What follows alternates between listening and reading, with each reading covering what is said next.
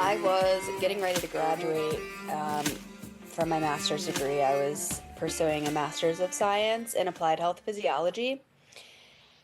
And, we're nearing graduation, and my classmates were like, "Where are you applying for a job?" And that question literally suffocated me Mm. from the inside out. And I was like, apply for a job. I'm gonna travel the world and teach yoga. Mm. And they're like, I don't understand. And I'm like, well, I'm gonna go online and I'm gonna find an opportunity to teach yoga and I'm gonna apply for it. And then I'm gonna travel and Mm. see the entire world and really not have to pay for it. Yeah. And they're just like, I don't understand. And I'm like, yeah. And that's just kind of, how I lived my life pre having a child. And I just like I find those cliffs and I just take the leap before I know really where I'm going or like have a strategy or Hmm. any of the necessary things. I just have this thought in my mind. I'm like, yeah, I can do it. Of course. I just jump. Yeah. And Do you think part of you does that so you don't talk yourself out of it? oh, hell yeah. Awesome. I love that. Good for you. Good for you. Just dive in there. Baptism by fire. We'll figure it out on the back end. Yeah. I don't know if it was the Wanderlust that we met at or not, but I stayed a day late and I met these girls randomly at the festival. The friend I was staying with had to work, and so I went hiking with these girls that I met at the festival. And the trail we went to was closed for a toad migration, and so we went to a different trail. And That's cute. we stumbled upon the Wanderlust or no, the Whistler bungee jumping. Mm. And I mean, who stumbles upon a bungee jumping like what was it? 50? No, it had to be more than 50 feet. It was really freaking high and doesn't do it. Mm. And so I'm just like, yeah, of course. And the girls are like, "You're really doing this?" And I'm like, "Uh-huh." And so I just immediately go and pay for it so that I don't talk myself out of it. Wow. I And would have been the person that found it and didn't do it, just FYI. Same. I'm like when I was a teenager, actually as a kid up until I was a teenager and probably early into my adulthood, I always wanted to go skydiving, but my birthday is in December. I know this is a sidetrack. Adam's looking at me. So my soul dad bought me a gift certificate to go skydiving for my 18th birthday, but there's no skydiving in the Pacific Northwest in December because it's gross and cold out. So I would have had to wait for summer. Well, by the time summer rolled around, the company he had bought it for had been shut down. And so I just took that as the universe being like, no, you are not jumping out of any planes in this lifetime. And then I had kids, and my entire desire to do things that hit my adrenaline in that way just plummeted. Like I couldn't even snowboard anymore without it was no longer enjoyable. So anyway, yeah. and just to cover, like Megan and I met at Wanderlust Whistler did we decide it was 2018? It had to have been after 2019 because my partner had passed away Okay. So in April of 2019. And so it must have been August of 19. yeah, that makes sense because they quit doing Whistler. 2019 was the last Whistler event that they did. So, It was ironic because they put out this press release that they wanted to narrow, like they wanted to tighten up. I guess they had like lost the magic of the festivals or whatever, and so they were no longer going to do the Whistler. Well, and then the pandemic hit, so it was like they weren't going to be able to do it anyway. yeah, yeah. I remember I was devastated because that was like one of my favorite places, and my kids, like I could take my kids to that one and they just absolutely loved it. I would have taken them to a lot of other ones, but money and flights and all that. So, Yeah, okay, so all that. you go on this hike, you decide to bungee jump. How does that lead into, you didn't already have your company at this point? So it's a good segue. I had so I lost my dad 2 months after I graduated from my master's degree, Mm. and I had met this guy 5 days before my dad passed away, and he ended up passing away 2 years later to addiction. And so after that, right, I was like, fuck, Hmm. dude, how do I even stay on this earth? And I was seeking, I was meeting with a talk therapist, and she knew me before everything. She was like a yoga student of mine, a personal training client of mine. So she knew me before like everything. Mm-hmm. And she was like, I don't want to see you again until you have a name for your business, have like a whole concept for your business, and go. And I Mm. was like, okay, well, I don't know if this is reckless or like genius. And so then I went to Whistler and I sat in a sound healing with Paul Temple. And I don't know if you're familiar with his work or, anyway, his stage name, I guess, is Radiance Matrix. And he plays these Tibetan bowls and he does throat singing. And he'll thread you, like in the meditation before, he'll thread you up through your chakra system into like, I think it's like the 3 or 7 stars above you, and then he threads you back down into your earth stars, Mm. and then he like does his thing. And I mean, it was insane.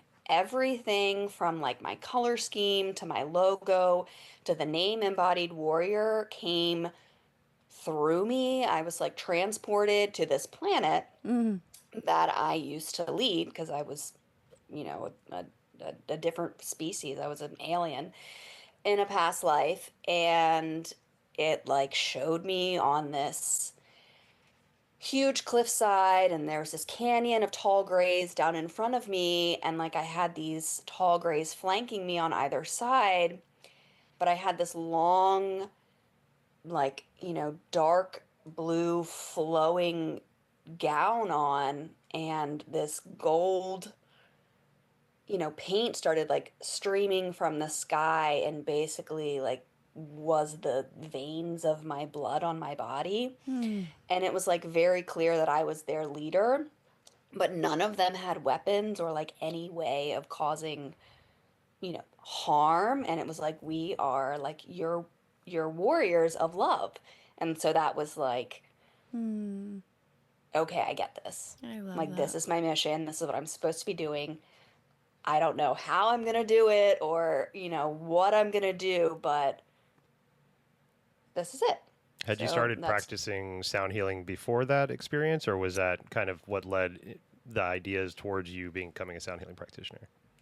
so I had gone to Lake Atitlan in Guatemala and completed a 2 week, 100-hour sound healing training. And the day that I came home was the day my partner passed away. Wow. Mm. So I like arrived home. I was flying back on April 1st. There was this huge chaos at the Atlanta airport in customs, and I was like, this has to be a April Fool's joke. And I was, messaging my partner like, this is just ridiculous. I've never seen TSA lines like this. I might miss my flight. And I get home, my mom picked me up and I didn't see him. And I was making plans to see him the next day. Well, that never happened. Mm. And so like that was the last, time I ever had a conversation with him, never saw his body again.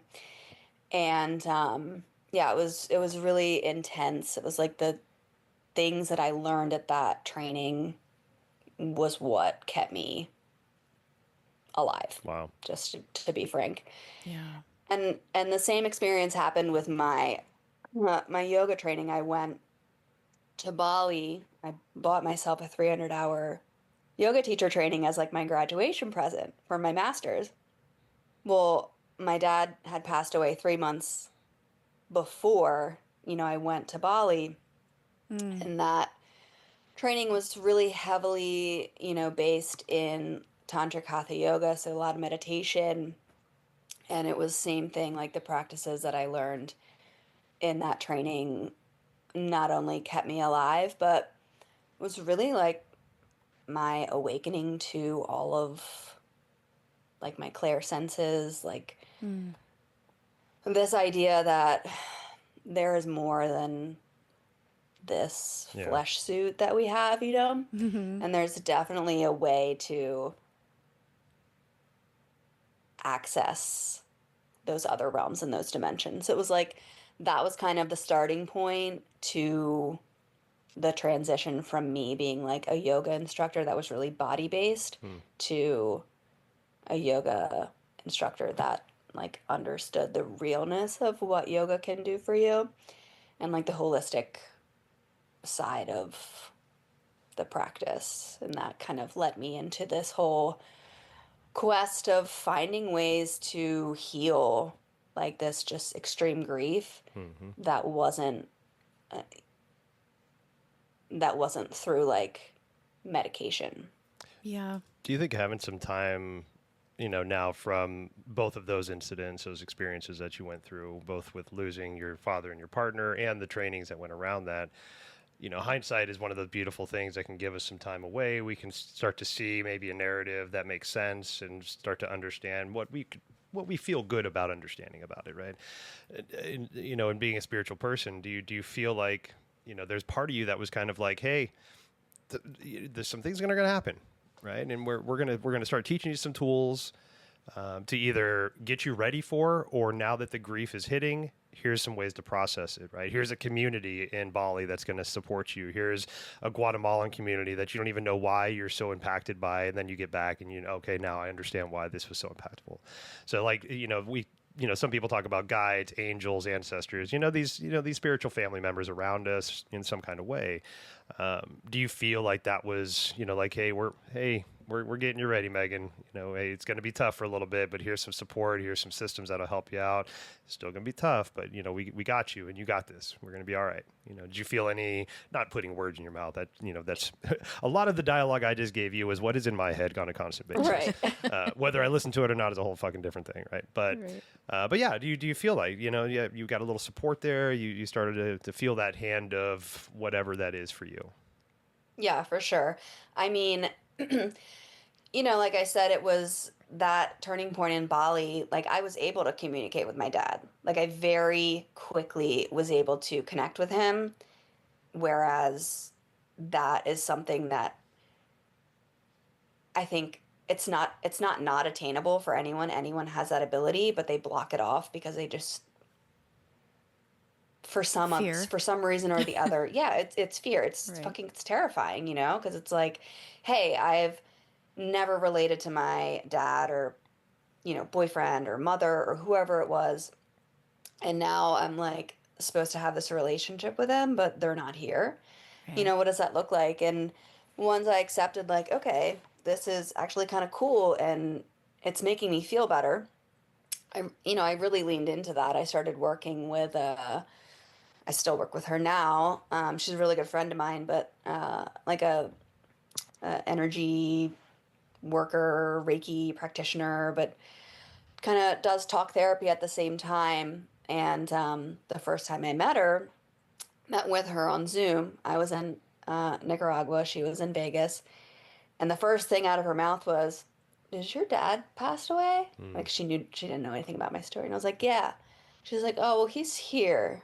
Like, literally, as soon as I opened my channel, he like stepped through.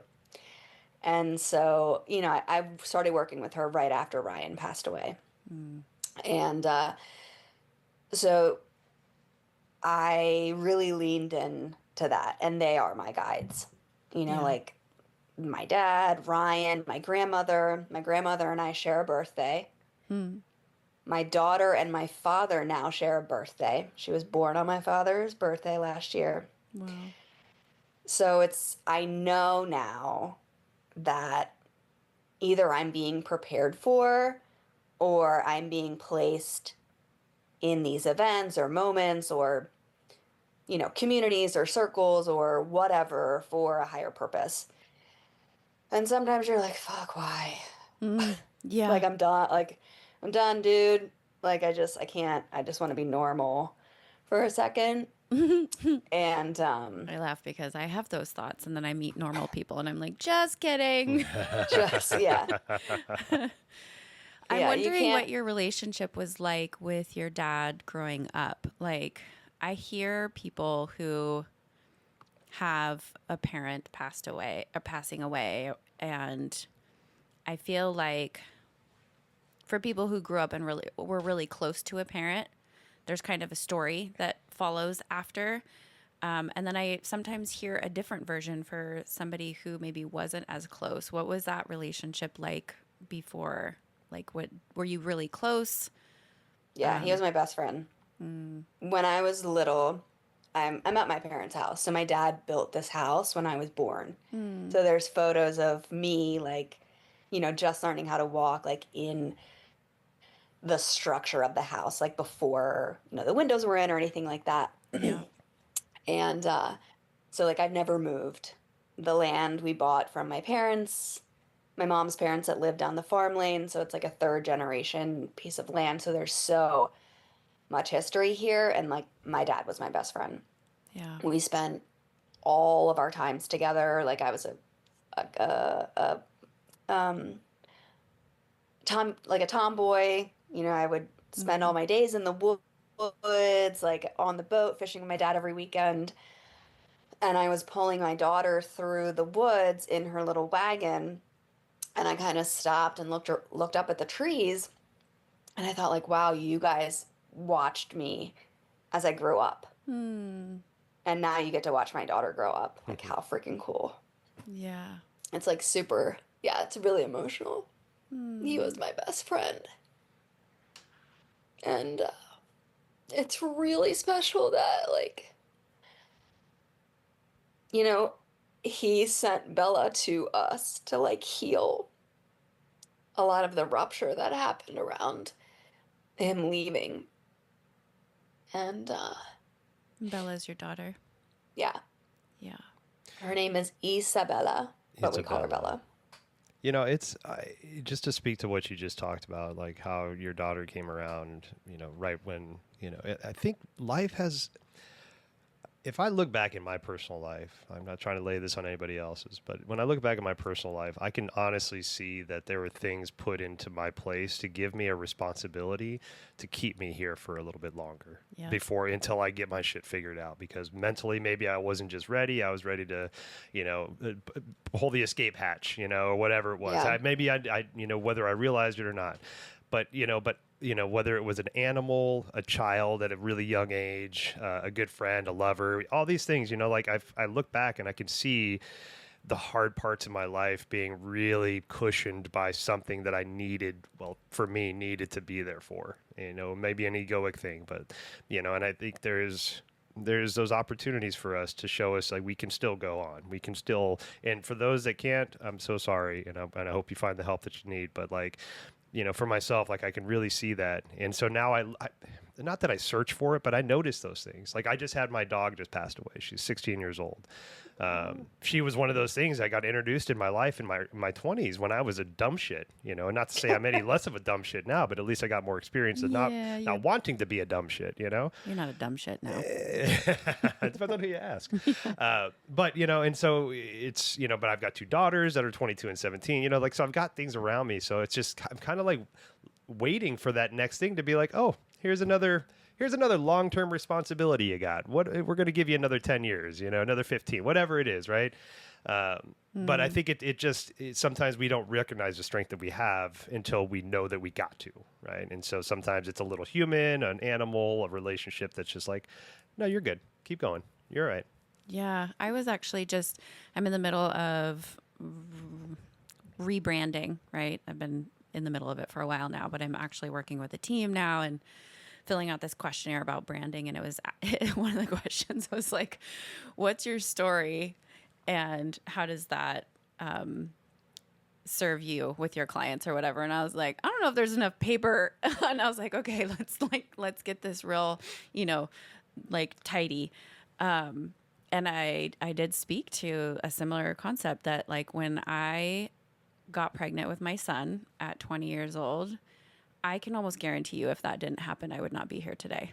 Like the road that I was on, the trajectory, the lifestyle that I had been operating in was leading to death, and rather rapidly. Right. And I always tell people when I talk about this story, like, he pumped the brakes, my daughter pulled the e-brake. Like, my second child was like, you cannot continue to function with this. I could say circumstantially, but it was so much of my own internal operating system, right? Like, I couldn't continue with this way of thinking and this way of feeling and therefore this way of behaving. And so, yeah, I'm curious. So has it been 7 years since your partner So, passed? 7, yeah. Yeah. So then you start this international company, you decide you're going to go spread your juice and joy and knowledge all around the world. What did that feel like? Like, has there been a peak moment of that?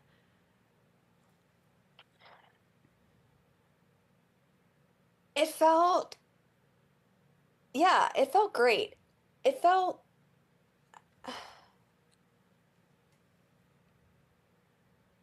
it's interesting. I have been kind of reflecting on this, like as an entrepreneur, you never feel like you've made it or like it's enough Mm. because you're always having to go to the next thing. Adam and I are over here nodding as You entrepreneurs. Yes. because like you don't have any money in your bank account because that money goes to the next project. So it's like whatever money you're getting, like it's already spoken for like tenfold. Mm. And like just kind of like looking back and thinking, okay, 7 years, that's not even a decade. And I've gone from this, very deer in the headlight, severely depressed, grief-stricken child. I remember I was turning 30, my first year in Nicaragua. I've been going there for about, yeah, well, no, it's been almost 9 years because I started going there after my dad passed away. Mm. And to think that first year I sat in the yoga shala and like did this whole vision board on how I wanted to have a yoga teacher training school and run retreats internationally and host workshops. And I didn't even know what sound healing was at that point, Mm-hmm. and then I turn around and like I have a yoga school that I've run for 4 years. I now have a sound healing school that I don't even know where it came from. And it just like dropped out of thin air. And 2 years later, I've run 4 trainings while I grew a freaking human Yeah. and then birthed a human. And then and took 4 international trips with my daughter before 6 months. Yeah. And then think like, yeah, this is normal. And I'm like, this is not normal. Like, Yeah. like calm down. And so it's felt, I don't think that I've really felt the depth of the impact that I've made because Mm. like you did before this episode, like I haven't taken a breath. Like I don't think that I have taken a breath long enough to realize what I've created and the impact that I've made in those seasons of my life. Welcome, love. If you're feeling the pull to remember your power, soften your body, and return to your truth, I invite you into my world of healing arts and transformational coaching. I'm Awa Wild, intuitive guide, energy medicine woman, and creator of Sensuous Revival Healing Arts. I help individuals and couples release old patterns, dissolve shame, reconnect with pleasure, and rise into a more liberated life. Through sacred pelvic healing, somatic practices, intuitive body talk, and emotional integration, you'll learn to listen to your body, trust your intuition, and create relationships that feel nourishing and aligned. Whether you work with me one-on-one, join a retreat, or step into my online program, you'll receive an experience of deep presence, compassionate guidance, and practices that create lasting change.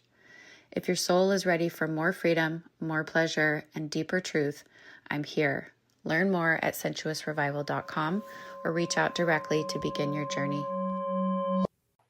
That is one of the most amazing statements I've ever heard. I love it. One of the things I work with clients on, because to what you said, we're living our life actively. And like, like you said, entrepreneur, like, hey, money in, money out. We're to the next project. We got them things going. Very rarely do we sit and reflect on how cool shit we just did. We just went to all these places, all this cool stuff, but also the healing journey that we're on. We're on this path for a fucking reason, because we're broken individuals and we recognize it, right? And we recognize there's people that can help us, modalities that can help us. But how often do you sit there in your present self and look back and be like, fuck, that 9 years ago, I've gone so far from that person 9 years ago. And no harm, no foul to that person 9 years ago. They were doing the best they can. But just to think about the strength, the opportunities you've created for yourself and for others, from the offerings that you have to the offerings you're going to still learn about, from the things that you think you know now but are going to know even more later. I mean, there's just such an arc that from our point A to point B, we don't recognize, but to somebody else, they can look at you and be like, no, you're at point fucking L right now, right? You're cruising, man. You've got like 10, 15 letters behind you, right? Like, recognizing how amazing you are. But and not to like pat yourself on the back, all that shit, but just to recognize that you're doing it. And that No, you're, fuck that. Pat yourself on the back. well, hey, you do you. Yeah, you do you, right? I've done a little too much patting of self, right? So a humble patting. But to understand like how strong you are, right? Because that, when we can understand it, how impactful we can be for ourselves. Nobody knows you like you. Like for everybody, like we're the person that can never get to the point, that'll never heal, that'll never, because we've done all the things, we know all the shit, right? When we can understand that we can do it, anybody can do it, right? And when we're inspired by the people that can do it, then maybe we reflect that back on ourselves and can give ourselves that same kind of understanding. Yeah. I actually posted, I think it was this morning on Instagram, a slide with a picture of a butterfly. I'm sure you guys may relate, because I feel like you also are artistic people, but I don't know how much people understand how much time, thought, and energy goes into like a simple slide being produced, the image, the colors, the song, the text, all of that. But part of what I'm working on is like consistent branding and making sure that I'm sharing my content with people who follow me and stuff. And it's a picture of a butterfly. And I use the song by Milk, Metamorphosis, because love her and all of her creations. But the quote that I have on the slide is, someone once told me there's only one thing that has to change, and that's everything. And this was when I was like really early in sobriety. And I remember feeling relieved when I heard the first part. There's only one thing that has to change. And I was like, cool, what is it? At the time I was like, I quit drinking already. So what do I have to do? Can't be that hard. Yeah. And then they said everything. And it felt daunting, but also somewhere down deep inside of me, I knew that it was true and it was relieving.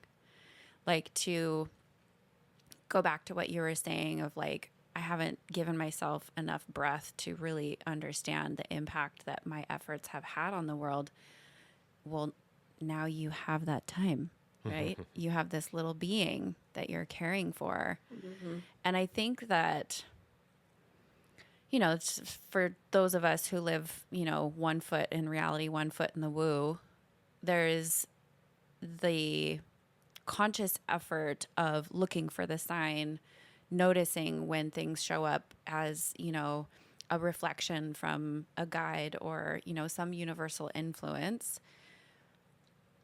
And sometimes I find that for me, respecting and appreciating what I like to call the universal sit the fuck down as an opportunity to give me that space to reflect when I haven't been doing it for myself like I should have been all along.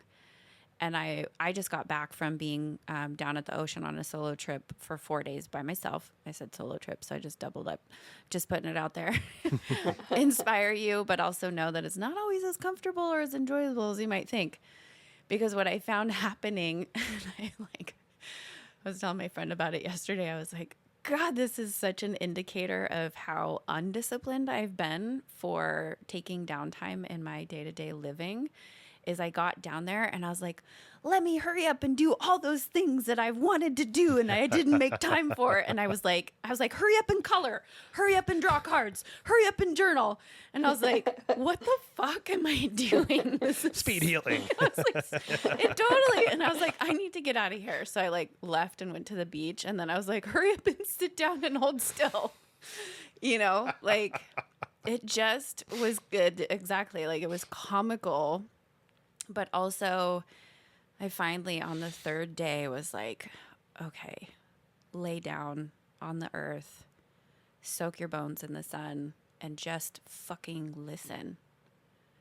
And with that listening was like where the gratitude came, and I teared up, you know, looking at the grass and I've been obsessed with the red-winged blackbird.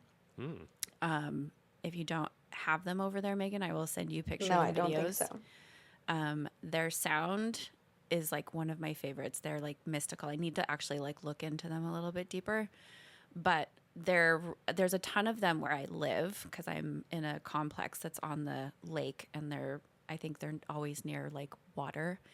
And here I am like 5 hours away from home, and they're down there, and I was really surprised to see them. And so I just had this this sensation that this bird was a messenger of some sort, but instead of it being a messenger that was someone that's passed, it felt like a messenger specifically like for me that was connected to me, not through another being. And I've never had that happen before. Anytime I feel some kind of, you know, cosmic energetic presence through another physical form, it's always, you know, air quoting here, an other. And so for the first time, I felt like it was a version of myself in this other form witnessing me in this moment. And it was wild. But, you know, the takeaway from that, me sharing that story, is as entrepreneurs, but even as not entrepreneurs, like, how do we take these times where we are maybe in a bubble of grief or a bubble of integration or even a virus? I was talking to my friend yesterday. When I got COVID for the first time, I actually went into like this crazy psychedelic experience where I saw my cells healing themselves. No, Ibogaine style, huh? Oh, it was so wild. So, and I was like, I kept being like, go back to sleep. I want more of that, because I was in like the lucid space. But we judge these circumstances as negative, right? Like whether it's losing your job or losing a loved one or whatever. And there's this like opportunity in that space that I think is truly a gift when we allow it to be. And so as you know, were traveling the world and you had this amazing business coming through of moving into sound school, which honestly, I don't consume a lot of content online. It's kind of like almost a one-way channel unless I need comedy. So then I watch all the funny animal videos. But, you know, we're connected and I see your stuff popping up. I feel like what I've seen you producing regarding sound has been like premium quality. You are touching on aspects that I haven't seen, I'll just say Westerners like do as well. But again, like I don't have a lot to compare it to because I'm not searching other schools or other teachers. And so I'm not like putting anybody else down. Mm-hmm. What I'm saying is what I see you producing in that regard is like amazing. And so I feel really impressed with what I've witnessed of you from the distance that I have. And I'm curious now, you said you've did 4 international trips with Bella before she was 6 months old. Where is that landing with you in this moment? And are you able to see, if it's even there, this maybe being one of those times that you're being gifted to sit the fuck down? Yeah. Well, first of all, thank you. I I've always liked to bridge all of the gaps. Like my Mm-hmm. background is in dance, so like movement. And then, moving into personal training. So, my master's is in applied health physiology. So I know like physiologically what's happening in the body with movement. And then even now with sound, with Mm-hmm. the energetics from yoga. And, I like having a sound school wasn't on my radar because I'm not a musician. And so I had this huge imposter syndrome when someone asked me, like, actually, one of my my very first yoga teacher training, my student asked me, "When are you going to do a sound healing training?" And I thought, "Bitch, I got to get through this first." So, and I didn't even think about it. And then when I realized like I don't have to be a musician. Like I can share because I spent the next 4 years like really just becoming embodiment of the work. Like sound was, I'm on the East Coast. I'm a very small town on the eastern shore of Maryland, and so there's like not a we're 25 years behind California. Mm-hmm. So I'm really at the beginning of a lot of the movements in my area. And so I thought like I don't need to teach what I think sound is, like music theory. Like I'm that's not, Mm-hmm. like none of that really was like relatable to anyone around me. And so I'm like, what can I teach? I'm like, well, how sound works on a physiological and neurological level, like really science based, because not a lot of people understand how it works and like Yeah. why it's so powerful. Um, and I don't even know what the other question was. Oh, Bella traveling with me. Mm-hmm. Yeah, the sit the fuck down moment was me super deep in postpartum depression this winter and at a point where like I wasn't even drowning, like I was like actively being pulled under. And I had scheduled for some idiotic reason two sound healing trainings, one in June and one in October. And I'm like, yeah, because I hosted the first one with her when she was 3.5 months old. And so I was still like delirious, Yeah. you know? Still high on delivery. Yeah. And I'm like, yeah, I can do this. Um, and in fact, I realized I couldn't.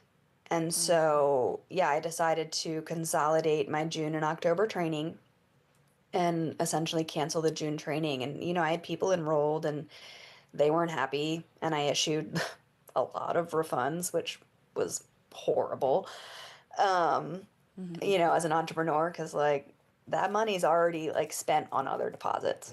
Yep. Yeah. So it's like, here, let me just, yeah. Anyway.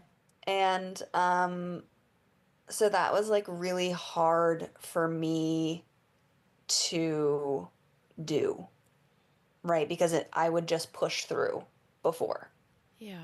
because I didn't want to hurt, the reputation of my business. I didn't want to disappoint customers because they were going to go talk and say like, la la la. But I realized like the integrity of my school, like if I had gone to the training, which was going to be this weekend, like it was going to start on Saturday, Mm. I would have been so more broken and, lost if I hadn't given myself that chance to stop and like put my safety like gear on and Yeah. breathe. Um, and essentially, like, who am I to stand up in front of a classroom and teach about nervous system regulation when like my nervous system was not even existent? It was like, Burnt the fuck out. yeah, it was on SOS signal for 10 and a half months. Yeah. I think So, that's a common myth with a lot of people I've talked to that are, should I become this part of, whether it's psychiatry to therapeutics to like esoteric stuff like we do. There's this idea that like The modality that helped you the most is probably the thing that you're going to end up practicing, and that's what saved you will save others. Right. But two, there's just the whole thing of like, oh, I'm not ready, I'm not healed yet. Da, da. Where do you think that ED is ever going to become permanent at the end of that word fucking heal? It's an active word. It's an ing, right? There might be parts of us that get there, but we don't have to check all the boxes. We don't have to have all of our shit together, whatever it is. I think the more we're practicing the shit that we're preaching, the better practitioners we are. And so if we think that we've got this thing figured out, underline exclamation point, there we go. Now I'm going to go out and heal the world. Nope, nope, nope. It's all active. And the people that you see in front of you are reflecting all the advice you need to take your fucking self that you're giving, right? So it's like this thing where it's like you need to be just ready. Just get out there and do it, right? Just throw your hat in the ring and start doing it, right? Because it's going to be... that's part of the process. Like you've gotten to the point to where you can feel confident about just thinking about it. Now do it, because that part is also part of your healing process, right? Holding space for others. Which includes the holding still part. Mm-hmm. Yep. Now I do have a question for you, because I mean, well, it's kind of for all of us really, but we're in a industry, if you will, that is being very saturated right now, and I'm part of the saturation because I was both healed by the industry and then became part of the industry. And now, I guess a two-part question, because like, there's a lot of things that I see. Like with the few times I'll get on Instagram, algorithm shit, will throw stuff at me. I'm like, hey, well, I'm in and out like a robbery. I get and post and I'm out. Throw some stories up and I'm out, right? But the few times I do get on there, I do hear some of the stereotypes, the arguments, we're oversaturating, whitewashing, appropriation, all this stuff. But to be completely fair, I live my life in this world. I've not had an angry person come up to me one time and say, like, you're appropriating. Why are you chanting? You're a white man. Da da da da da da da. And now, I try to approach everything I can with the most reverence that I can. I'm a very white cis man, so I don't know why I'm chanting Hindu fucking chants and Nepalese chants. But hey, it feels good, it feels right, and I'm doing the best I can to honor the lineage of where it's coming from and how I'm learning it and all this shit, right? So all that being said, like, I've never had anybody come up and be like, you shouldn't do that. It's all things that I hear. And so first question is, how do you honor the practices you step towards? But two, like, being international, have you had people come up to you and be like, hey, Megan, you shouldn't be doing this, sound healing's for Nepalese people, or it's the Egyptian thing or whatever. I think a lot of that is just inflammatory shit, because I'm again, like, I don't see everything. I don't know everybody, and I know people got opinions, but like, I've never fucking had anybody come and chase me down to be like, fucking colonization. Right. But I do see it a lot. Right. And it's just, so is it peripheral? Is it actually happening somewhere? Or is this all like fucking some, psyops, fucking MK Ultra type shit, Well, I think, you can't post anything on the internet without somebody coming on there and like just for Right. like what? Like, that everyone has got their opinion nowadays. It's like, you see the most off the wall shit, and at the end of the day, when you have people coming for your back, it means that you've made it, or you're making Right. a splash. And so people are there up in arms because either they wanted to do it first, they think that they can do it better than you. Great. Like, Right. take my manual, like, as it is, and go Right. teach, Yep. right? And I will say that I don't really like the mean girls style of like posting and calling people out. Same. But there really are some harsh truths, and I think that I know that's why I created an educational school for sound healing and yoga, is because people don't understand the power of this work from a scientific lens. And once they realize that sound is actually used in modern day medicine, like ultrasounds and, using sound frequency to break up kidneys, like, hey, like, this is a form of medicine. And if you do not know what you're doing, you can create an experience that is more dysregulating and harmful for your clients if you Yeah. truly do not know what you're doing. Right. Yeah, And it's so, interesting because there's always like, I actually speak on my platform a little bit about how I don't love hearing people put down other theories or other philosophies to try to pedestalize theirs. Right. And where I try to like come back again with that like lens of humility is like everybody has to learn. And a lot of ways that we learn is by fucking up. yeah. Amen. And there's grace in that if we give space for it. But if I am in a position, and I do struggle with this, anybody that's close to me knows. And I will say it's also in my human design chart for anybody who wants to look it up. When I feel like I know, I just know. I know, and we can say better, right? People are like, you know, it can come across as arrogance, but there's always going to be the competition of science versus mysticism. And I am really mostly interested in people who are weaving them together Merging and the two. understanding, Yeah. understanding that they work together and there's no separating. I'm no longer waiting for science to back what I know in my experience. And I'm also not like waiting for mysticism to prove to me what science can prove, right? Like, I think that there's places for both of them. But in the regards of what Adam was sharing is like, I also have never, no, not never. I've had more because, you know, where we live, there's a lot of beautiful influence with the Native American tradition. And so I have had experiences where people have voiced frustrations or upset around appropriation with a lot of, you know, us white people that are burning sage and cleansing. And I've also learned through another woman who's done a lot of research around like Scottish heritage that we also burned sage. We also had drums. Like we also wore braids, right? Like there's so many things that can be assumed by a specific culture. And it, at the end of the day, for me, we're all one family. Right. And I get that there's a lot of damage that has been done in not respecting one's culture and the abuse of that.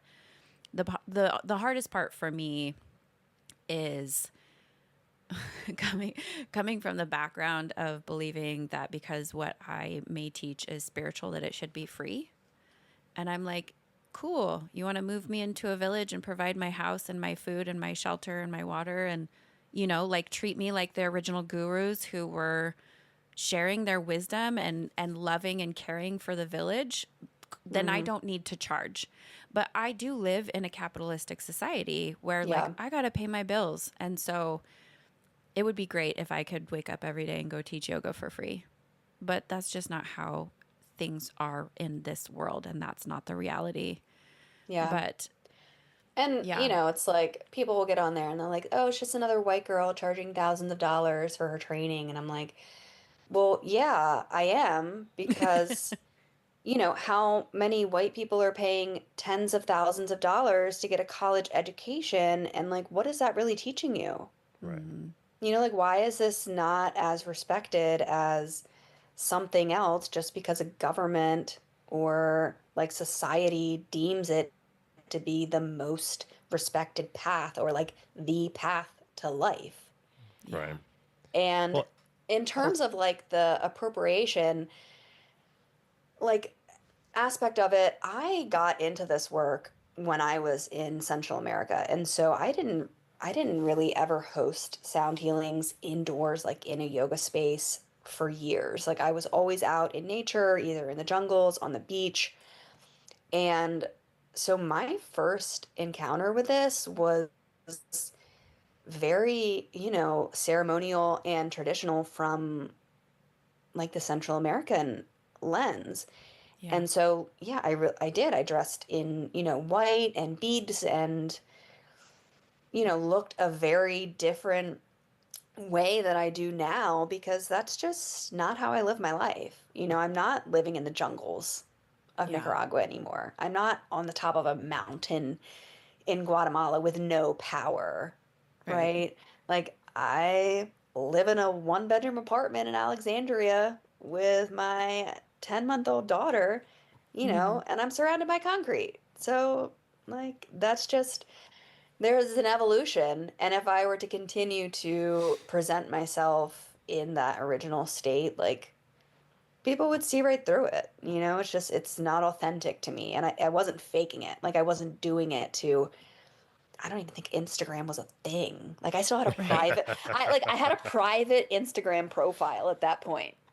And Right. I remember, some guy that I was teaching yoga to being like, because I taught at this, really affluent, gated community in Nicaragua, and he was visiting, and he was like, "Oh, you have a private profile? Ugh. How are you, like, do you expect to grow your business?" And I was like, Why would I want people to know about my personal life? And now I'm Hmm. like, Yeah. so like life was very different 9 years ago, 10 years ago. And so I didn't like think about the beads that I wore, or like, the very, like I took a long time to get ready for ceremony and dressed a certain way, and like, picked out special dresses, and it was just like a whole thing to get Yeah. ready, Well, and there's like just a that. big difference in like you were talking about the integration of bringing these other practices that are held in this ceremonial way. We deal with this a lot with the, plant medicine in Western world, right?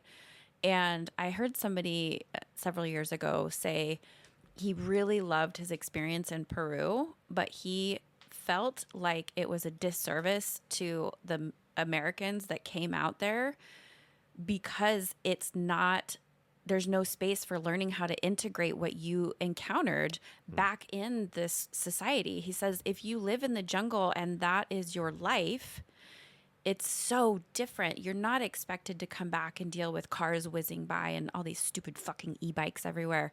I'm like, I cannot. Anyway, I won't go on that tangent. There was another horrible accident recently, and I'm like, when are the lawmakers going to protect our poor little kids who think that they can whiz around on these bikes in the middle of the busiest roads ever?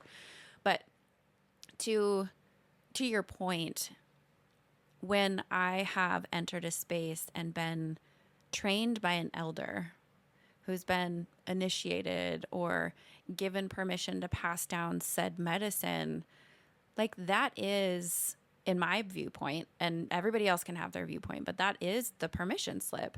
And I think that there are definitely people out there that are abusing it. And for those who have something to say about that, let it be about those people and let me know that that has nothing to do with me. Like, I deeply respect the traditions that I have learned from. And I think for a while, because it got so intense, a lot of us started naming those lineages and naming the teachers that we were having our teachings passed down from. And I do still try to make an effort to that, especially if I feel like the people in the community are new to me, or maybe are sensitive to that or want to know where it's coming from. And the honest reality that I experienced, like when Adam was saying, like, do you experience this in real life? Is when I stay grounded when someone is accusing me of appropriating, and I choose in that moment whether or not to give information that may help them feel at ease. It's literally my choice. Right. Like, Yeah. am I going to help you understand that I'm not here trying to abuse this, but that I genuinely respect it as medicine, and I feel like I've been gifted an opportunity to regurgitate this and teach it in a way that our part of the world can understand and Understand it. bring into their life. That's my job. And so, you know, black, brown, yellow, Puerto Rican or Asian. my skin right now. Yep, good song. I got you. Holla back, girl. My skin is quite darker today after spending 4 days in the sun down by the water. But, like, there is a longing within my heart for all of humanity to learn how to just love each other. And that means not abusing, the wisdom and the privilege. It means not judging each other. It means if you notice someone doing that, inviting them into a conversation through curiosity. And I think what I love about, this business that you have is you're not trying to be the what is it, the end all be all, right? Like you're not trying to say like, I have all of this information, come learn from me. It's like, this is what I teach. This is the lens from which I'm sharing my wisdom. And of course, people are going to take from what they need. And maybe they end up going in a completely different direction and learning from a different culture or a different background. But yeah, so taking a little bit of a left turn, I want to focus in on the subject of kind of what we're going to theme this talk around, like your relationship to now being a new mom and running a business that is traditionally known to be internationally offering trainings around the world. What is something that I asked this question, I think, in our very first recording with Lola?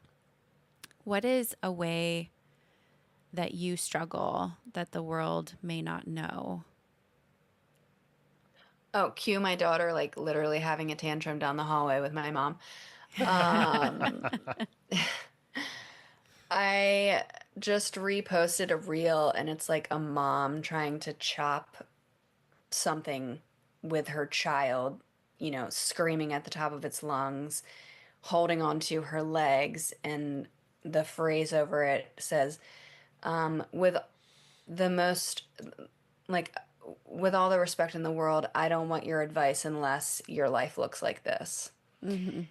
And I just wish that somebody was following me around recording all these dumbass things I said before I had children or when I was pregnant, because like, I'm sorry, I don't even feel like I was equipped or should have been standing in front of rooms teaching about, nervous system regulation or calmness without, being a parent, because it's just like fucking ridiculous. And I don't even know what you asked me. I think you asked me what I struggle with. I struggle with trying to be the person that I thought I was going to be in this role and in this season of my life. Did you realize you thought you were going to be something different before you had that thought? Like, where did you have like this, I'm going to be this, and then all of a sudden you realize like, wait, I'm doing this. Shit, did I think I was going to do that? Fuck. Oh my God. Like I didn't. Sometimes we don't even know what our goals are until we realize we're not living them. It's not necessarily a goal. I just thought that I was going to be able to manage it a lot better than I am. And then maybe at the same time, I haven't stepped back enough or stopped to take a breath long enough to look and realize like, hey, I am doing pretty fucking good. I'm just trying to do impossible shit. Yeah. So why don't you just give yourself some grace? Yes. I had my former, the mother of my children, beautiful human being. We separated many, many years ago. And it was not the most pleasant of separations, 2 kids involved, yada, yada, right? Many, many years now since we've separated, 16, 17 years. And we're cordial, right? Sydney's a beautiful human. I wouldn't say we're friends, but we're very friendly with each other. We were friends before we were lovers, and then we were, co-parents for a long time, right? So we got a lot of history. It just went sideways, right? As, life happens, right? But my oldest daughter graduated from high school a few years back. And Sydney and I, we were able to go to soccer games together, basketball games for the kids. I'll go to Eastern Washington. So, we cheer together, have conversations. Not water under the bridge, but we're cool, right? But again, we don't recognize the progress we have. And then, so we're at graduation party and we're standing together, my current girlfriend, Monica, or my girlfriend at that time, Monica, and, family and all this shit. And one of Sydney's brothers is going through a separation, and he came over, and I was asking him, like, hey man, how you been doing? You know, I know it's tough. And he's like, yeah, you know, I've been using you and Sydney as an example for how to do the hard things and still be friends. And I'm like, oh, wait a fucking minute. We're the example of good? And Sid and I both looked at each other like, holy fuck, man. Okay. Gee, I never thought we would be the example of doing it right. But again, we're living our lives. We don't recognize the impact we're having or the examples we're setting, because most of the time we're not trying to set them. We're just trying to fucking live the best life we can.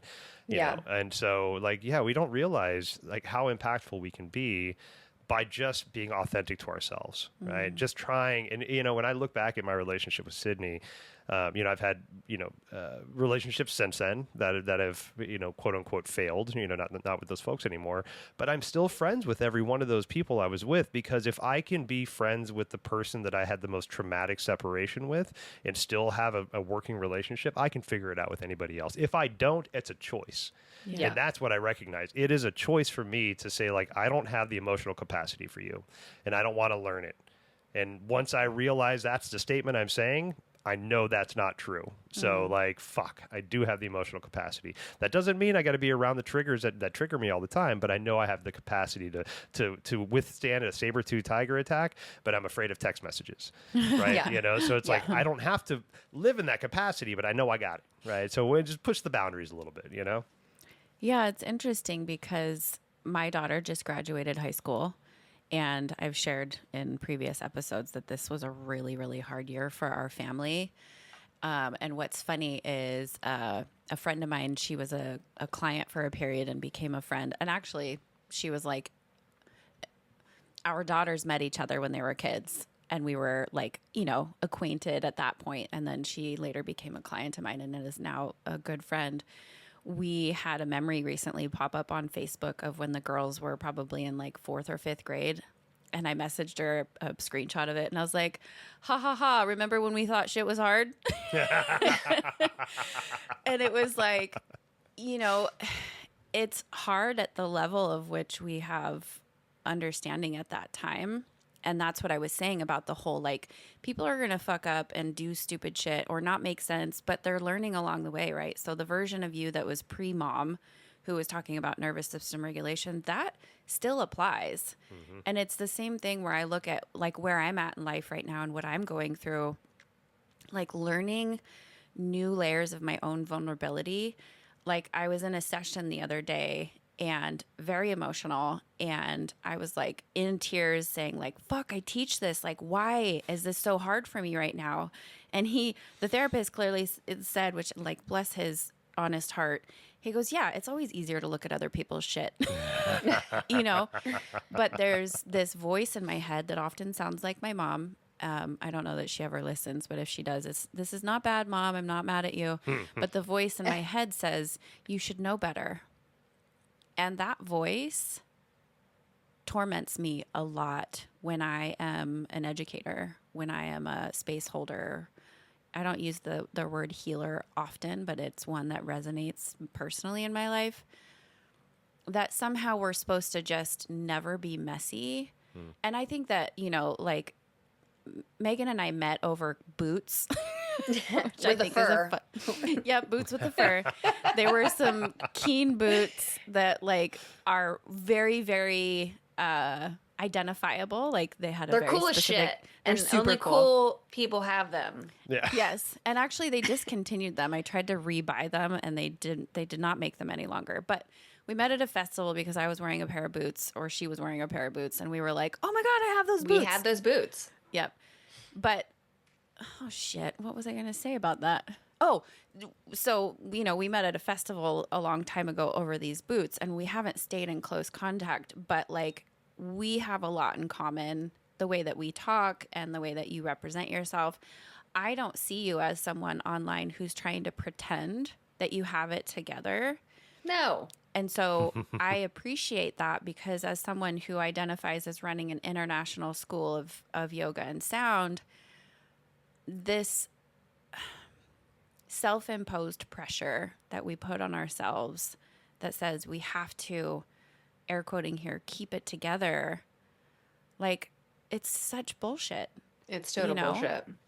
And And there's the pressure of, the reality of like, if I let it fall apart, what happens? Yeah. Where does that leave me? And so I'm curious, with everything you've been going through, like what is, where are you now? What are some of the decisions that you're looking at ahead? How is this going to play out for your business, and what your near future is going to look like?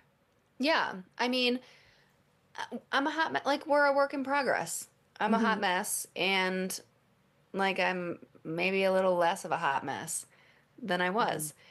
Um, but it's like, that's the like, who wants to learn from somebody who thinks that they're perfect? Like that, like, no one's perfect. And if you're online saying that you're perfect, you're lying.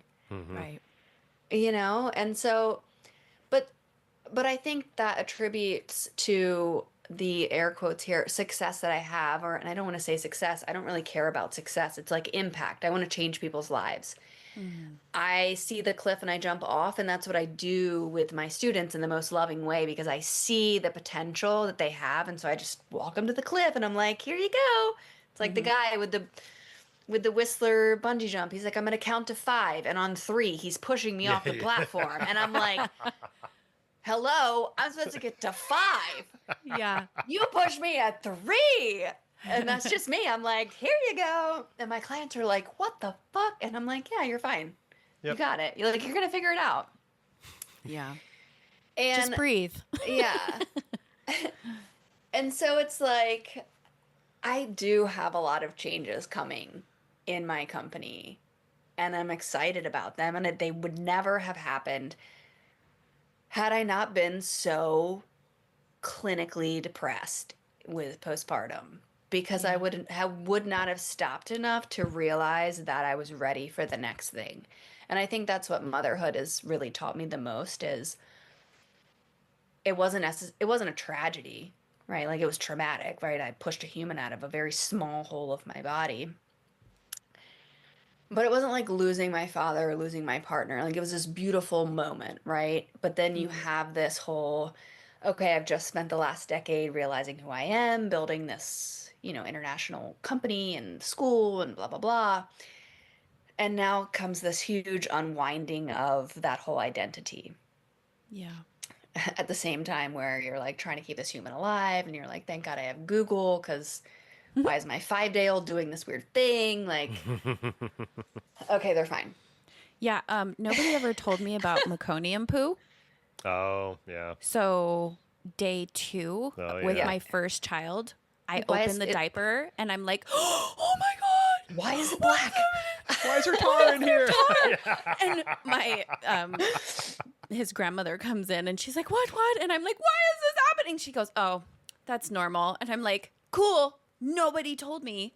Also, nobody told me you have to push the placenta out after you push the baby out. That's fucked up. Dude, there's just like so many things that nobody talks about, because No. no one would ever have a child. She goes, okay, one more push. And I was like, what? Why? He's out. Is there a second? Anyway, yeah, keep going. No.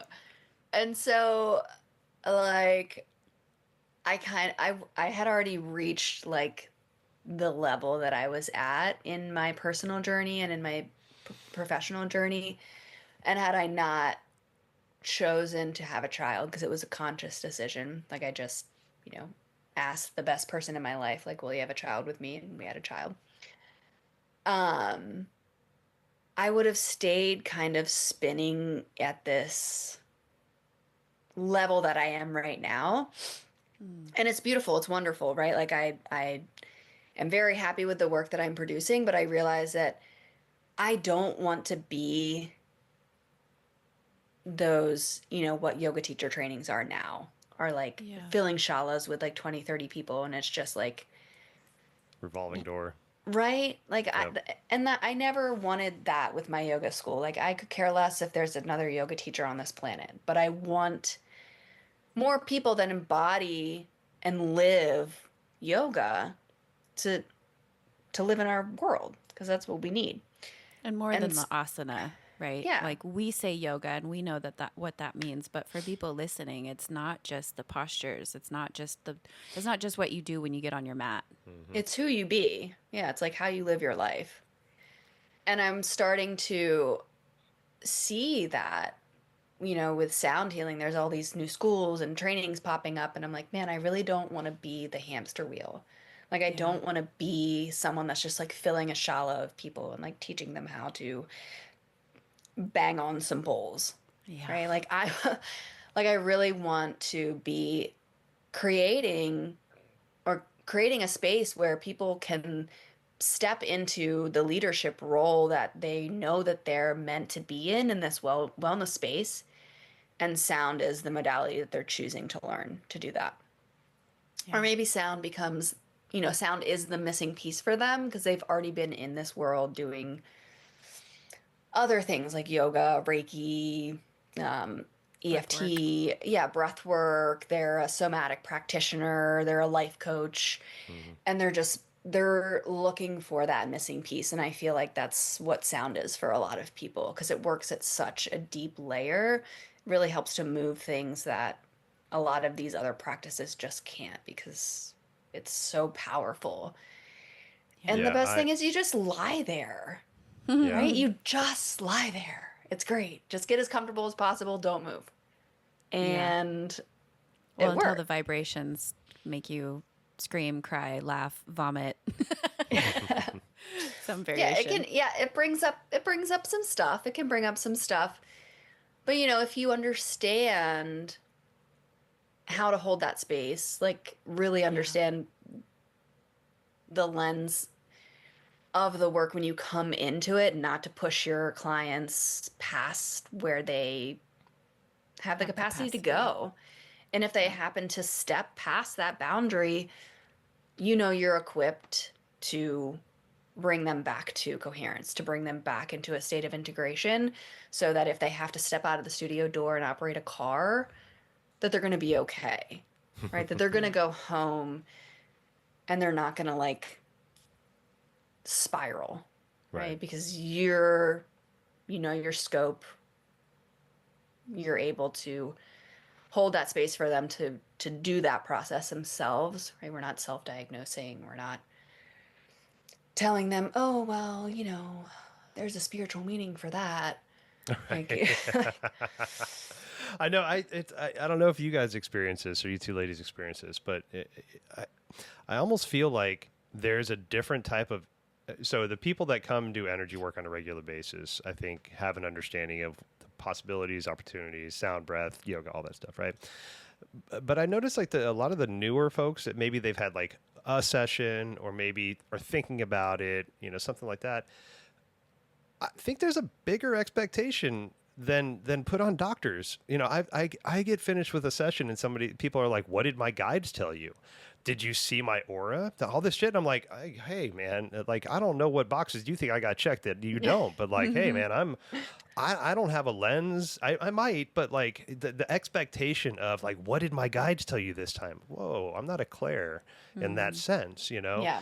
So I think there's this weird expectation for a lot of the folks that I've talked to or that I know in these realms that feel like, God, I've got to dial in my spirituality so I can really talk to the guides. I know they're talking to me, and I'm just like, maybe they're not. Like we all have different abilities, right? For very, very specific reasons that maybe we don't know, right? I'm put together the way I am for whatever fucked up reason, right? Good, bad, or indifferent. And so like I think I just say that to take the expectation away from the practitioners out there that think they need to see colors and smell what pink smells like. It's like not everybody does that, and if you do, great. Yeah. But that expectation doesn't need to be there. But where I'm leading to this, because I love the way that you've been just like kind of guiding the conversation about like some of the scientist stuff, some of the woo stuff, and the spaces that we hold, we end up like having our own little mini TED Talks on a regular basis, Yeah. about the things that we know about or the things that we're passionate about. What are some of the favorite things that you share that you like? Because there's certain things that I lean into as a sound healing practitioner, as a yoga teacher, that I'm like, oh, here's some science stuff for those that need the thing. But there's also a big realm of what we call the woo, right? And I do like to kind of like balance it out. Like, hey, here's some shit, right? Here's some things we can prove. Here's some things John Hopkins is working on. Here's some things we have no idea why it happens. Right. But anecdotally, it happens a lot. you know? And Right. so do you have things that you like to speak to that are like, hey, here's your science, bro, or hey, here's your mysticism, you know? Yeah. Well, what you were just talking about, like this weight, people expect you to be like some, I don't know, psychic or whatever. I specifically tell people, like, I don't turn my channel on. Like, when Right. I don't, I'm sure I could if I developed it, but I don't want to go there. Like, I don't want to, have a room full of 30 people wake up and then be like, all of their guides are like screaming at me simultaneously. And then I'm like, no, I didn't hear it. Mm-hmm. They're like, well, what did you hear? Like, what did you see? I'm like, A nothing. bunch I of don't. people laying down. Yeah, like I don't. I specifically don't turn that on. Like I do not. I don't want to develop that. That's not. Yeah. That's not what I'm here for. Because Right. then they continue to look to me to like fix their Yeah. problems or give them the answers. And so I always tell them, like, I'm not doing anything. Yeah. I'm just creating the space for you to do the work. So congratulations. You're Mm-hmm. here. You're going to do it all. Like I'm just here doing some cool stuff with some really pretty instruments, Mm-hmm. Yeah. right? And I'll say, like, this is my funnest way to explain how sound healing works because it's really an easy metaphor. I work with a lot of massage therapists. Like, I have a lot of massage therapists who come through my trainings, and people go to massage therapists regularly. They understand why they go, right? Their physical body is Mm-hmm. sore. They want to feel relief from stiffness, soreness, and injury, overwhelm, stress, right? They go and get a massage. Oh, I feel so good. That's exactly what sound healing does, but on an energetic level. Mm. So you go to see a massage therapist for aches and pains on your physical body. You go to a sound healing, and it's like an energetic or emotional massage. And Yeah. that's exactly what it's doing here. It's just reorganizing all of the stuff inside of you, like all of the energy, all the things, so that it doesn't feel so achy and sore. Mm. And so when you leave emotionally, you feel more regulated, you feel more balanced, right? Just like you would walk out of a massage feeling more physically balanced, Hopefully. less tight, less sore. And people are like, oh, okay, yeah, that makes sense. And then the other way I like to explain it is getting your car tuned at a Jiffy Lube. And so you Mm. go and they plug that computer into your car and it Mm-hmm. like throws up all those codes that's wrong with it. Mm-hmm. And that's essentially what you're doing in a sound healing once your body is able to downshift from that overwhelmed sympathetic state into parasympathetic. Then, the cascade of all of the imbalances comes on board. And so your body is just naturally balancing itself out, changing the oil, redistributing whatever, filling up the tires while you're just lying there. Yeah. But it has to shift from, like, you have to actively take yourself to the Jiffy Lube, right? Which is like your body going to the sound healing, laying down, being open to the experience, right? Popping the hood, plugging in the system, Mm-hmm. and then giving your body, right? It's not like you're out, like, standing next to the guy in Jiffy Lube being like, well, are you sure? I don't think that's right. Like, like, Yeah. no, you're letting him do his work. So you just have to let your body do the work. And I think that's where a lot of people get hung up is they're lying there and they're like, well, I don't feel anything. Mm-hmm. Yeah. Like, well, I'm not seeing any colors. Like, uh, Yeah, there's just this extravagant like version that's been trendy, where I mean, even some of the like more popular people out there, like we'll just call them Instagram famous, they promote a certain expectation of the experience. And yeah. I get it. Marketing is marketing, but it's funny. I did my Reiki certification back in '08, and for a very long time, I didn't provide Reiki as a solo service because I was programmed and trained in my own like conditioning that it wasn't hard enough. Like I didn't have to work really hard Yeah. to, prove or, create some like rearranging the furniture change, like you might walk in the room and there's this cynical side in my head that still presents itself every once in a while. Like, would they feel just as good if they just came in and laid down for an hour? Like what are the benefits of just holding still and being in a parasympathetic state? Like, cool, if I'm standing here and I'm helping support the energy, I do have a good amount of clairsense, so I incorporate other aspects. But the point I'm making is like I did the training and still dismissed the value for a really long time because it didn't come with a big, shiny red bow on it. And I've learned so much since then, thank God. But yeah, I appreciate the simplicity of it. And really, like, the proof is in the pudding, Like, Yeah. people are going to have the experience that they are meant to have. And if there's doubt in them, then that's likely some of what they're going to experience. But I think that there's enough people that are experiencing the benefits even without the bells and whistles going off that are obviously, I mean, the industry's saturated, but the people are still showing up. Right. And so I think that, measurable, or which, I mean, there's a lot of research going into this now, which I love, but even if that wasn't there, like what is better than bringing a bunch of people together in community for the purpose of being more themselves and feeling better in their bodies? Well, and I will say at the beginning of my journey, well, I was so dissociated from my physical body because I was in such a state of trauma and grief. I could not operate on like the lower three levels of my chakras. Like I was up like third eye and crown. So that's why I heavily associated with like being an alien.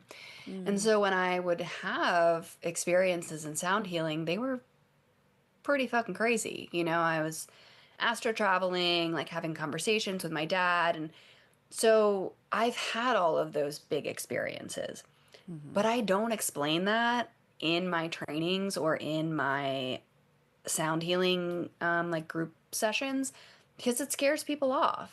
And it does set them up for these like wild expectations.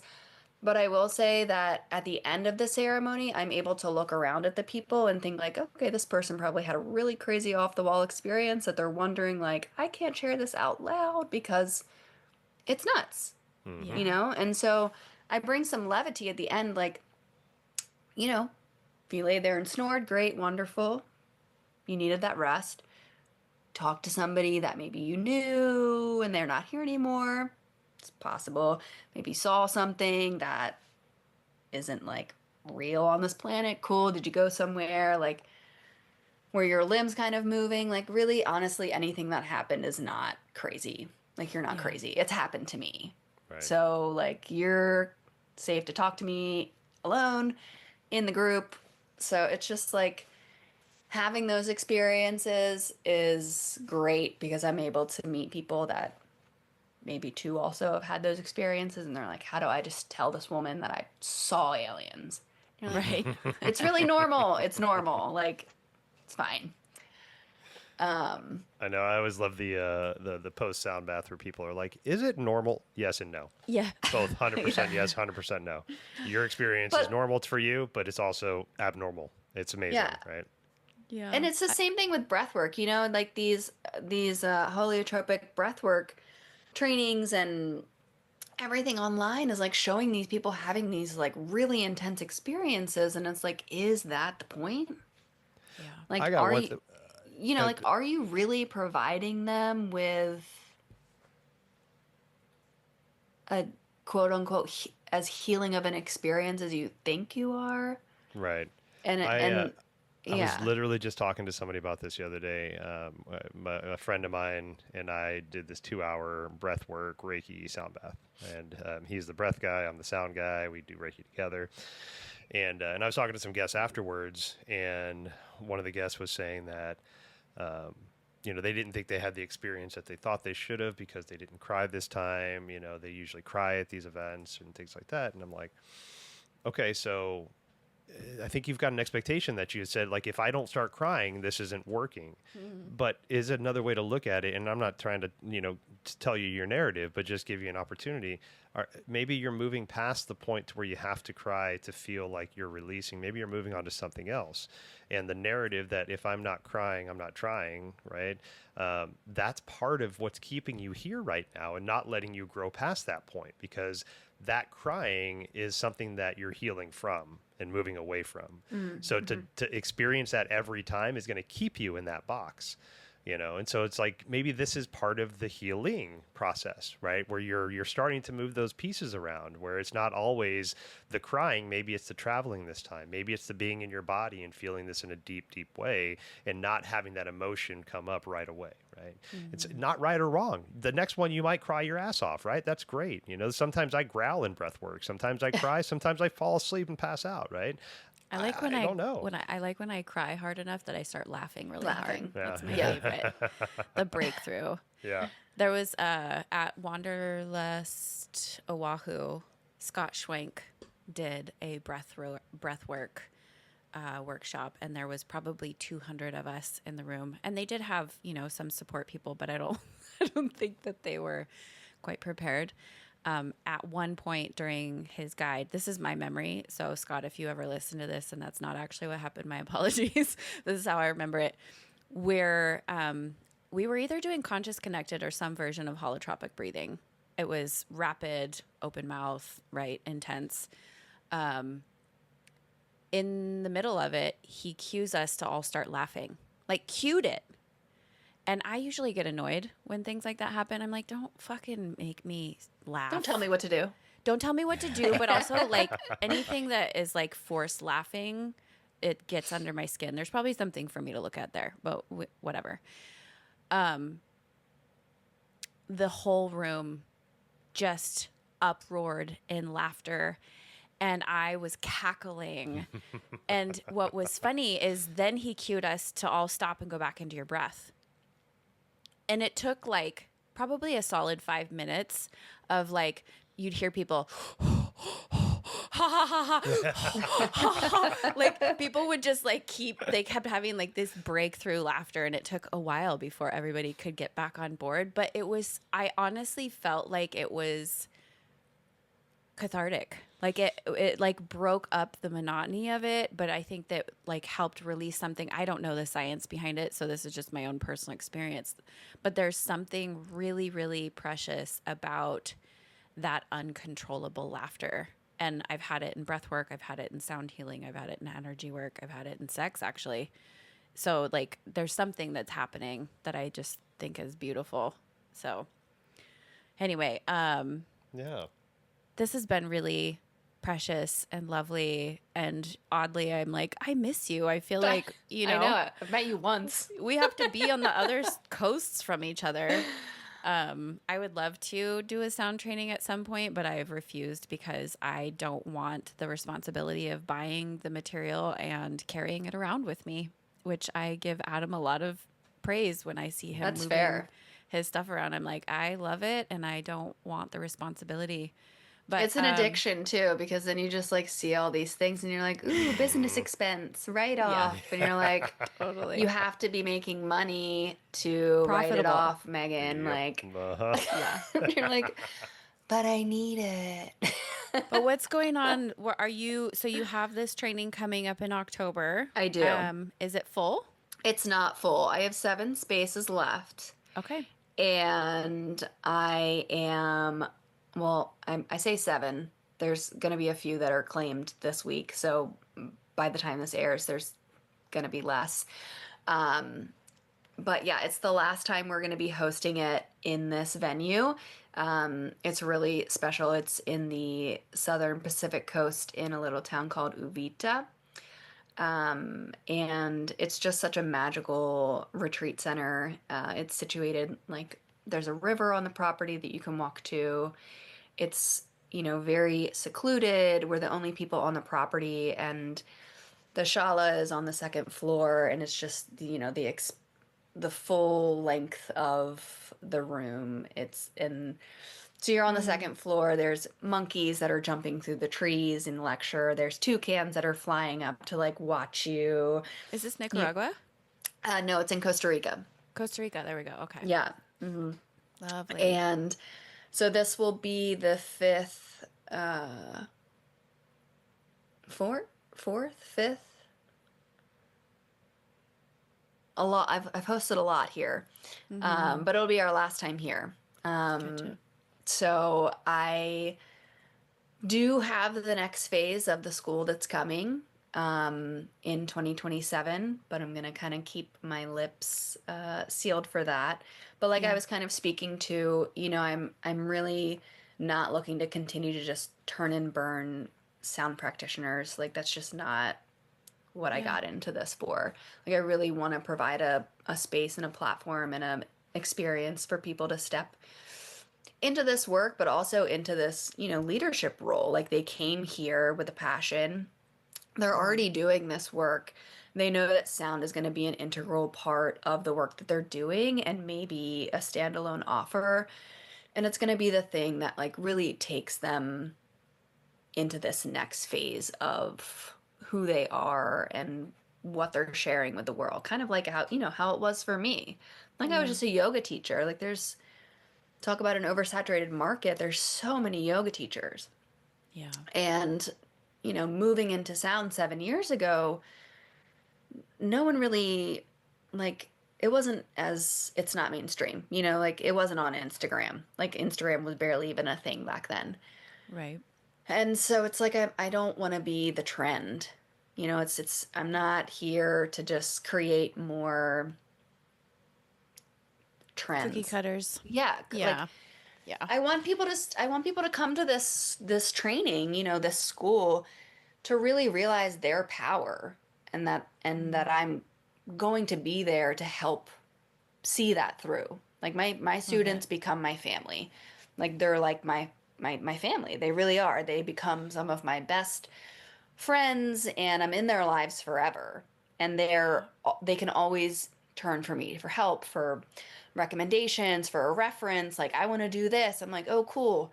Let me message this person, because like that's the thing about being international is that the network is so small. Yeah. And so it doesn't matter if you want to do it in the States, Nicaragua, Greece, Portugal, Mexico, Canada. Right. Like I can call you guys up. Hey, I got a student that, is So moving if out you your have a way. student and Yeah. they're wanting to find you and follow along, even if the journey might slow down for a little bit while you're doing this blessed work of being a mother, what is the best avenue for people to find you? Sure. So I'm on Instagram at The Embodied Warrior, THE, so the in front of it. Yep. And that's my website as well, www.theembodiedwarrior.com. Nice. So yeah, either of those. Love it. Yeah. But Beautiful. Super, super excited for October. It's the 25th through the 31st, so the very last week of the month. All right. Love it. We'll make So sure to one leave more some links in time. there for anybody that wants to get more info. But Yeah, absolutely. and when you drop the new 2027 idea publicly, if you want to come back on and chat about it, and we love talking to people about what they do, and if you need a platform to kind of promote and help people spread awareness, we'd love to be a part of that for you. So Yeah, I would love that. And actually, I wanted to say that you're going to have me on in 18 years when my daughter is graduating from high school, because you all are both talking about like, oh, my kid's graduated from high school, and I'm like, my child is about to turn 1. yep. Yeah. So I am about to go on a wild ride, and I just can't even imagine, what Well, I you will have a head have start because learned. he and I were fucking disasters when we had our first Babies kids. having babies. Oh yeah. Yeah, you've got a good head start. So hopefully, I mean, I can't say that there's anything that will prepare you for No. what happens, but and I think anybody who's mindfully parenting to the best of their ability knows this, like your number one priority is to take care of yourself and live by example, and everything that happens after that. Like, I'm so incredibly grateful that I have the history that I have of sobriety and wellness and mindfulness that has grounded me as best as it could through these chapters, because I still got one more to go. He's the easiest of the three so far, but he's about to be 14, so talk to me in 3 years. Yeah. So. I mean, that was a goal of mine, is to, really know who I was before I decided to bring a human into this world, and also be able to support myself financially. And I haven't got to like the support myself financially in this lifetime, like in this world, because just everything is so expensive. But I've created a business that will support me, but also show her, like, you don't have to live the way society is modeling. Like, you get to create whatever life you want, and you get to actually live a life and like do work that makes you happy. Yeah, there's a lot of value in that. So we appreciate you coming on and sharing the rawness and the beauty of becoming a mom and running a successful, I will call it successful company. It is successful. Thank you. The impact that you have had and the intention behind it is really applaudable. Applaudable? Yes. Is that a word? It I'm is going to now. use it now. It is now. Thank you so much, Megan. We look forward to chatting with you again. Absolutely. Thanks for having me on. Thank you for listening. Remember to like or subscribe to the podcast on whichever platform you're listening to. And if you found this episode helpful, please comment or share it with a friend. Check out the show notes for links to get in touch with myself, Awa, or our guest. Thank you so much. We'll see you next time. This episode was recorded, edited, and produced by Adam Reel.